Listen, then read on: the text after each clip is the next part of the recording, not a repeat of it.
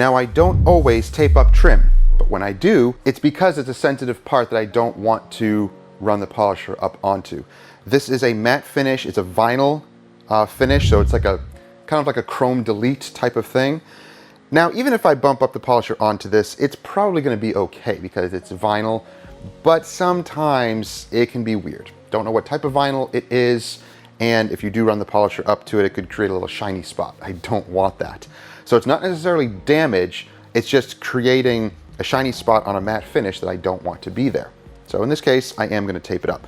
But if it was black textured trim, I usually don't worry about that because that's very easy to remove any type of polishing residue, and the polishes that we're using don't stain trim.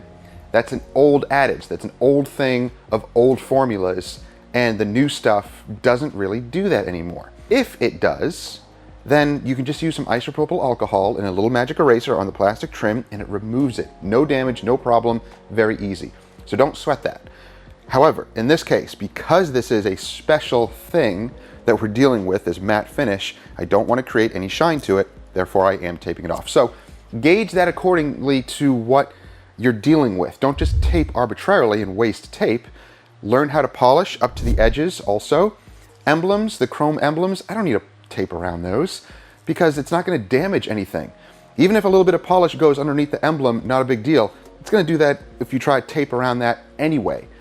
So don't worry about that. Learn to polish up to the edges, get a little small 1-inch polisher and polish around it if you're concerned about it. Tape around important things like this that will make a difference. You're gonna have to gauge that for yourself. Do research and gauge it for yourself, determine what you need to do. When it comes to answering questions, I learned this from another fellow YouTuber. Basically, the best advice that one can give to any new and upcoming detailers or anyone new to anything is learn to be self-sufficient and answer your own questions. There will be some questions and some things that you might get stuck on and you need help. But asking questions, simple questions like what's the best sealant, what's the best wax, what's the best polish, I can't answer those questions because there is no best. It's very subjective. It's according to the type of paint you're working with and what you like to use, your the temperature, where you live, your demographic, if it's hot, if it's cool. There's all sorts of variables, so I can't tell you what the best is. I can tell you what I use and tell you the pros and cons and the variables, you know, with that, but you're gonna have to determine that for yourself.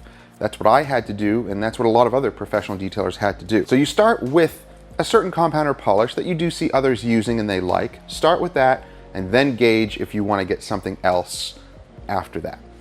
But take pride in doing your own research and looking through all of these videos. I have 600 plus videos on here.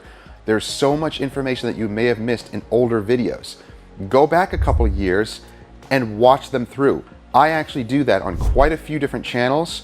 AM Details and White Details. I will watch Chicago Auto Pros. I'll watch their older videos where they're talking about product usage and method.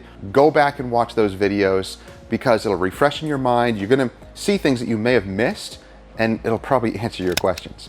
So take pride in being self-sufficient and researching your own questions, and don't just rely on what you see here on YouTube or other guys and try to ask them what the best product is, because you're gonna get so many different answers.